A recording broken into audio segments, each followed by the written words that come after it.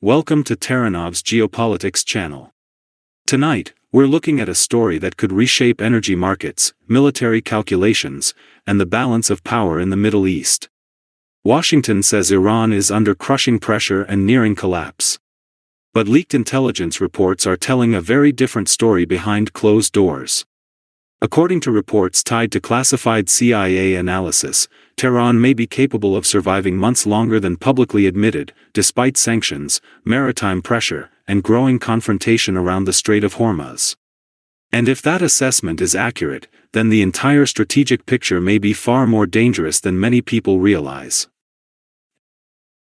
The administration of Donald Trump has once again been accused of political theater and exaggeration, this time in relation to the escalating conflict with Iran and the strategically significant Strait of Hormuz.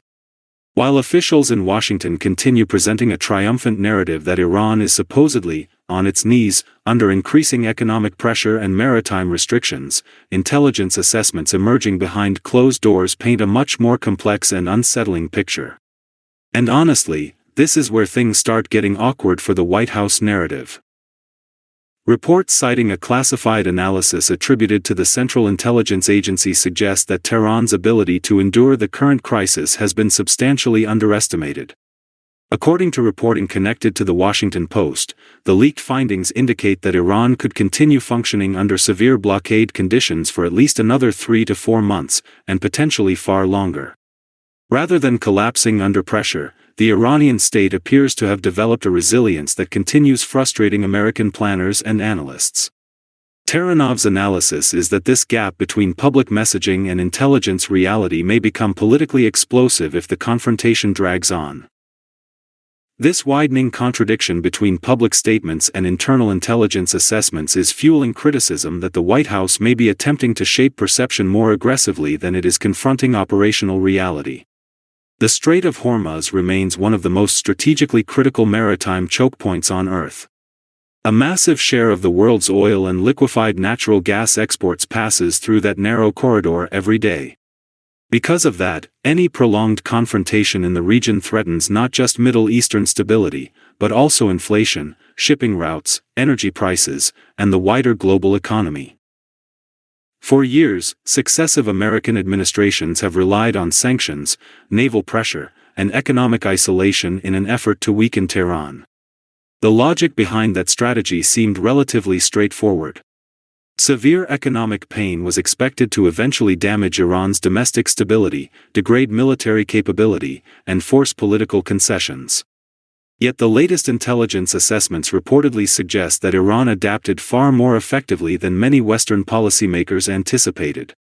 And that adaptation is now becoming impossible to ignore.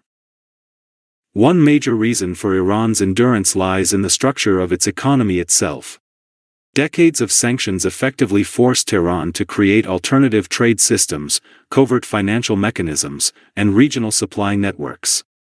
Unlike countries suddenly exposed to economic isolation, Iran has spent years preparing for exactly this kind of confrontation. Smuggling corridors, barter arrangements, non-dollar trade systems, and energy partnerships with countries unwilling to fully comply with Western sanctions have all helped preserve a certain level of economic functionality. It's not exactly elegant economics, but apparently it works well enough to keep the machine running. At the same time, Iran's domestic industrial base has evolved under continuous restrictions, even if it remains vulnerable in certain sectors.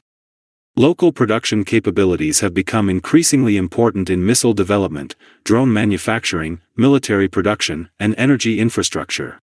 Western officials often describe sanctions as devastating, but Iranian strategists appear to have treated them as a permanent strategic reality for decades. That long-term adaptation process may now be paying off in ways Washington did not fully anticipate.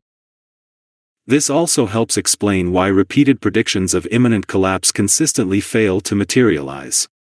Iran's energy infrastructure, in particular, appears more durable than many analysts expected.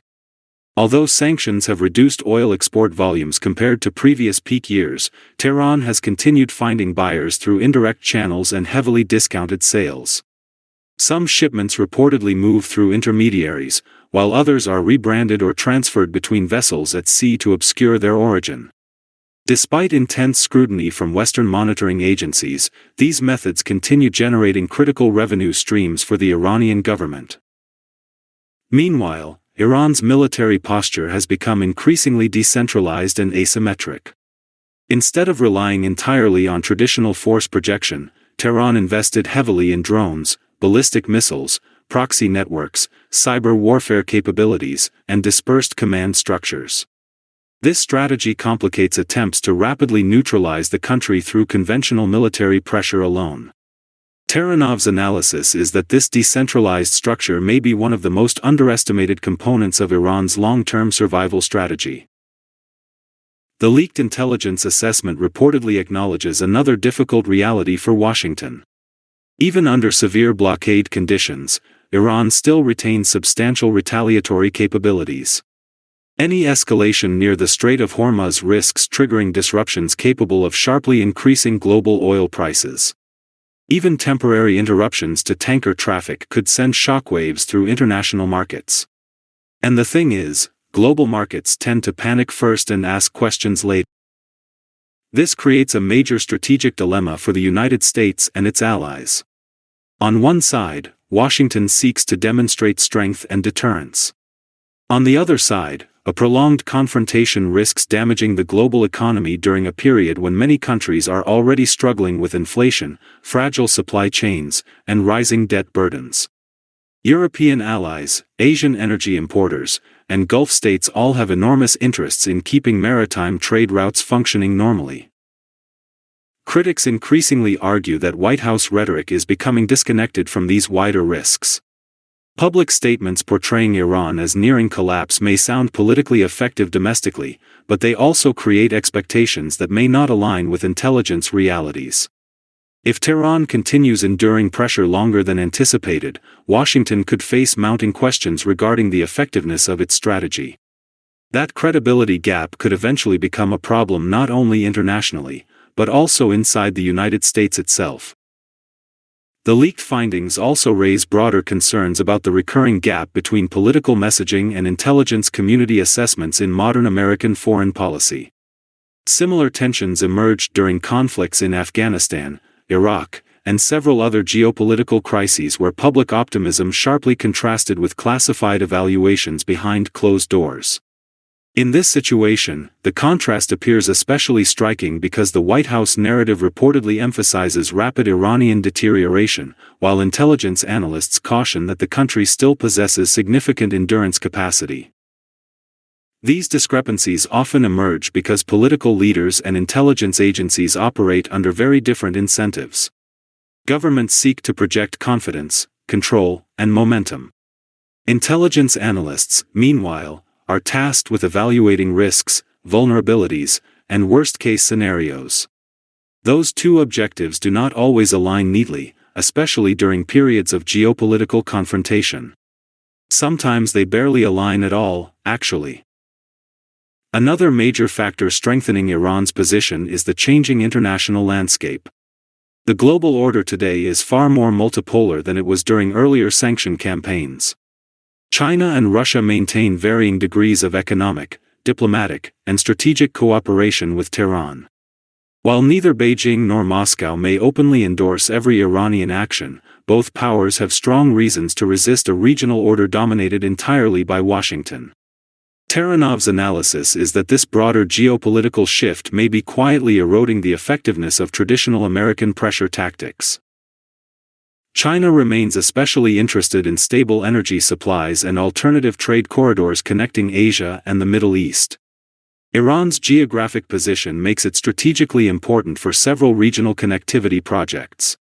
At the same time, Russia's growing confrontation with the West has increased incentives for cooperation with countries facing similar sanctions pressure. This broader international environment significantly limits Washington's ability to completely isolate Tehran. Inside Iran itself, the leadership also appears psychologically and politically prepared for a prolonged confrontation. State institutions frequently frame economic hardship as part of a larger national resistance struggle against foreign pressure. Although internal dissatisfaction certainly exists, and economic conditions remain difficult for ordinary citizens, the system has repeatedly demonstrated an ability to maintain cohesion under external stress. That internal resilience may prove just as important as military capability in determining how long the crisis continues. The military dimension remains equally important. Iran's expanding drone capabilities have attracted significant global attention in recent years. Cheap, scalable, and increasingly sophisticated unmanned systems provide Tehran with flexible deterrence tools that are difficult and expensive to counter comprehensively. Combined with missile forces and naval harassment tactics in the Gulf region, these capabilities complicate any attempt at rapid escalation management. And then there is the Strait of Hormuz itself, a strategic pressure point unlike almost any other in the world. Roughly 1/5 of globally traded oil passes through that narrow waterway. Even the perception of instability can influence insurance costs, tanker schedules, commodity prices, and investor confidence. Energy traders monitor every signal emerging from the region because the consequences of disruption extend far beyond the Middle East. A single incident there can ripple across the global economy astonishingly fast. This is precisely why intelligence assessments regarding Iran's staying power matter so much. If Tehran can sustain itself for months under intensified pressure, then Washington faces not a quick coercive victory, but a prolonged and potentially costly strategic contest. Longer standoffs increase the risk of accidents, cyber incidents, proxy clashes, military miscalculations, or direct escalation between regional powers. The leaked CIA assessment therefore represents more than an embarrassing contradiction for the White House narrative. It highlights the enduring complexity of confronting a state that has spent decades adapting to sanctions, pressure, and strategic encirclement.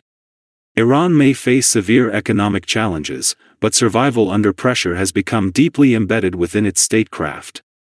And that reality may force Washington to reconsider assumptions that once seemed straightforward. For the Trump administration, this creates both a geopolitical challenge and a communications challenge. Public declarations of imminent Iranian collapse become increasingly risky if intelligence evidence continues pointing toward prolonged resilience. Overstating success can eventually undermine credibility, especially when developments on the ground fail to match official claims. History shows that credibility gaps in foreign policy can become very difficult to repair once public trust begins eroding. At the same time, the confrontation underscores a broader reality about modern geopolitical competition. Economic warfare does not always produce rapid political surrender. Countries subjected to long-term sanctions often adapt in unexpected ways, building alternative systems and survival mechanisms that gradually blunt external pressure. That process may be messy, inefficient, and expensive, but sometimes survival itself becomes the strategy. Whether the current standoff escalates further or eventually transitions toward negotiation remains uncertain.